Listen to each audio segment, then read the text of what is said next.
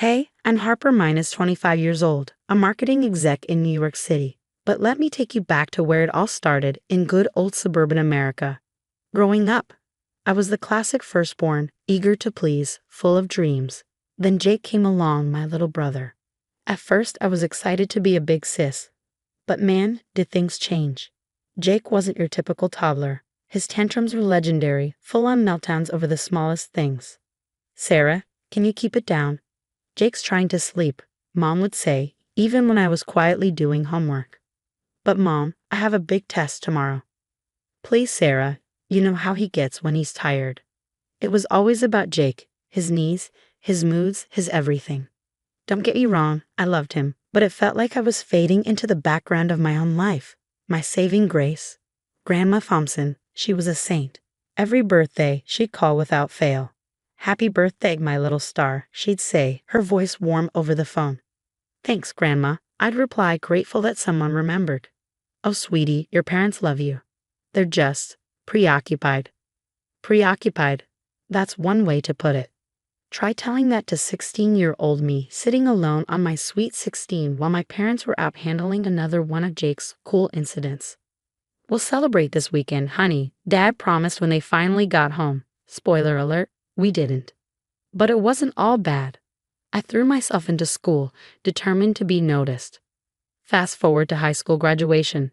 I'm valedictorian, standing at the podium, scanning the crowd for my family. Mom and Dad were there, but distracted as always, trying to keep Jake from causing a scene. "Congratulations, Sarah," Mom said afterward, but her eyes were on Jake, who was tugging at her sleeve. "Thanks, Mom. Did you hear my speech?" "Oh, of course, sweetie. It was nice. Nice. That's all I got." That summer was a blur of college prep and more Jake drama. By the time August rolled around, I was counting down the days until I could leave for college.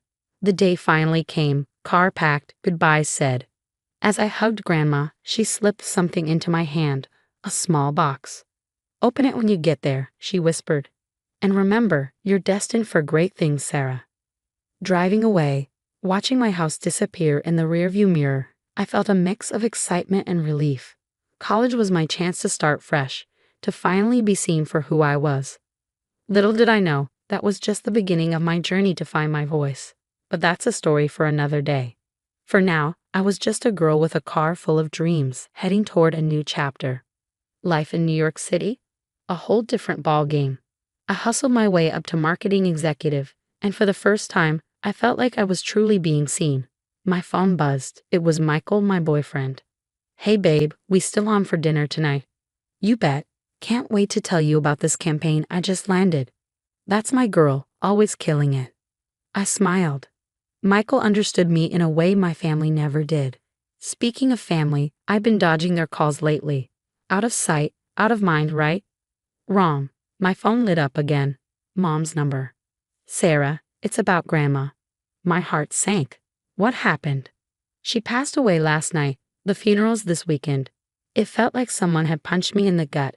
Grandma was gone. The one person who always remembered me. "I'll be there," I managed to say. The trip back home felt like stepping into a time warp. Same old house, same old drama. "Sarah, you're here." Mom rushed to hug me. "Hey, Mom," I replied, hugging her back, feeling strangely out of place. Dad appeared, looking older than I remembered. "Good to see you, kiddo." Jake lurked in the background, barely acknowledging me. The funeral was a blur of tears and whispered condolences, but it was the reading of the will that truly shattered everything. To my beloved granddaughter Sarah, the lawyer read, "I leave my beach house and a sum of $500,000. You could have heard a pin drop. Then all hell broke loose. "What? That's not fair." Jake exploded. Mom looked shocked. "Surely there's been some mistake." "No mistake," the lawyer confirmed. Mrs. Thompson was very clear about her wishes. I sat there stunned. Grandma had left me everything. Jake turned on me, furious. "You were always her favorite. I bet you manipulated her into this." "Excuse me?" I shot back. "I didn't even know about this." Dad tried to calm things down. "Now kids, let's not fight. Sarah, you'll share with your brother, right?" I couldn't believe what I was hearing. "Share? Are you kidding me?" Mom chimed in. "Sarah, be reasonable. Jake needs this money more than you do. That was the last straw. Years of pent-up frustration came flooding out. Reasonable? When have any of you ever been reasonable with me? My whole life has been about Jake. My birthdays, my achievements, everything ignored because Jake needed attention. That's not true. Mom protested weakly. Isn't it? Where were you on my sweet 16? Or when I gave my valedictorian speech? Always dealing with Jake's latest crisis. Jake sneered. Oh, poor Sarah, always the victim. I rounded on him. You don't get to talk. You've had everything handed to you on a silver platter. I worked my ass off, I snapped. Sarah, language. Mom gasped. No, Mom, I'm done sugarcoating things. Grandma left me this inheritance because she saw me. She was the only one who ever did. Dad tried to intervene. Now, Sarah, we love you both equally. Save it, Dad. Your actions have always spoken louder than words. And they've been crystal clear. I stood up, shaking with a mix of anger and adrenaline. I'm not sharing the inheritance. It's mine, fair and square. And frankly, it's the least I deserve after years of being treated like I didn't matter. The room erupted into chaos. Jake was yelling, Mom was crying, and Dad was trying to calm everyone down. But for once I didn't care. I walked out, head held high. As I drove back to the city, I felt a weight lift off my shoulders. For the first time in my life, I had stood up for myself against my family. It hurt, yeah, but it also felt dang good. I dialed Michael's number. Hey, you free to talk? You won't believe what just went down.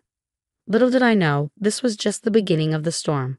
But for now, I was breaking free, and it felt amazing. Back in New York, I threw myself into renovating Grandma's beach house. It became my sanctuary, a place where I felt her love surrounding me. But my family had other plans. My phone buzzed with yet another text from Mom. Sarah, honey, we miss you. Can't we talk about this? I ignored it, just like the dozen before. Then came one from Jake. Way to abandon your family, sis. Real classy. Frustrated, I tossed my phone aside. Couldn't they just let me be? Later that week, I met up with Lena, my best friend, and Michael for drinks. They won't stop messaging me, I vented. It's like they can't accept that I don't want to share the inheritance. Lena raised an eyebrow. Share?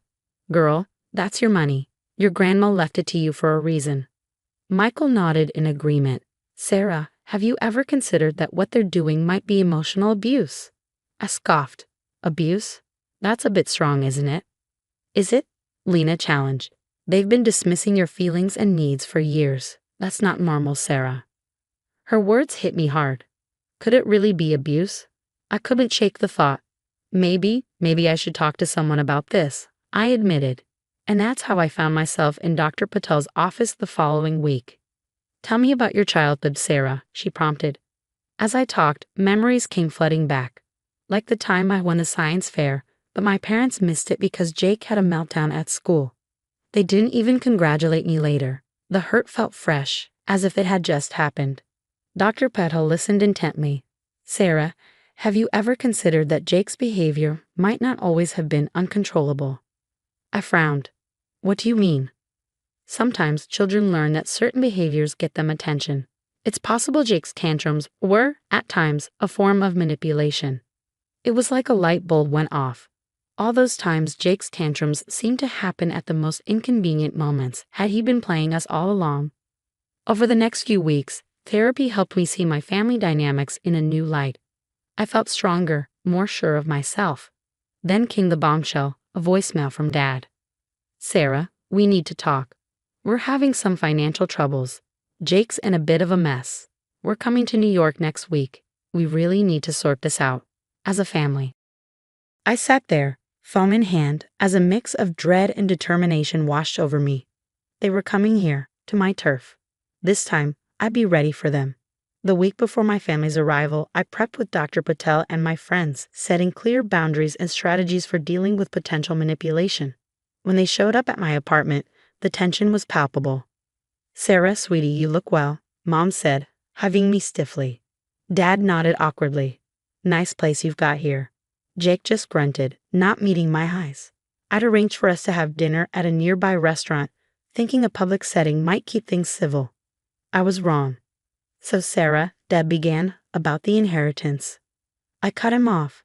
I'm not sharing it, Dad. That's not up for discussion. Mom's face fell. But Sarah, we're family. We should support each other. Support? Like you supported me all those years? I countered.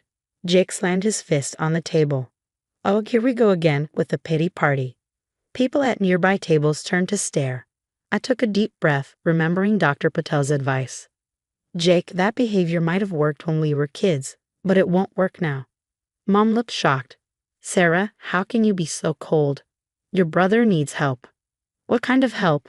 I asked, sensing there was more to the story. Dad sighed heavily. Jake's in some gambling debt. We were hoping you could help out. I couldn't believe what I was hearing. You want me to use Grandma's money to bail Jake out of his gambling addiction? It's not an addiction, Jake protested.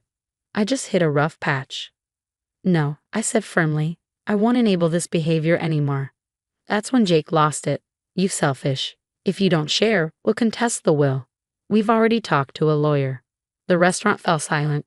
In that moment, I saw my family for who they really were. Get out, I said quietly. All of you, we're done here. As they left, hurling insults and threats, I felt a strange sense of calm. It was over. I was free.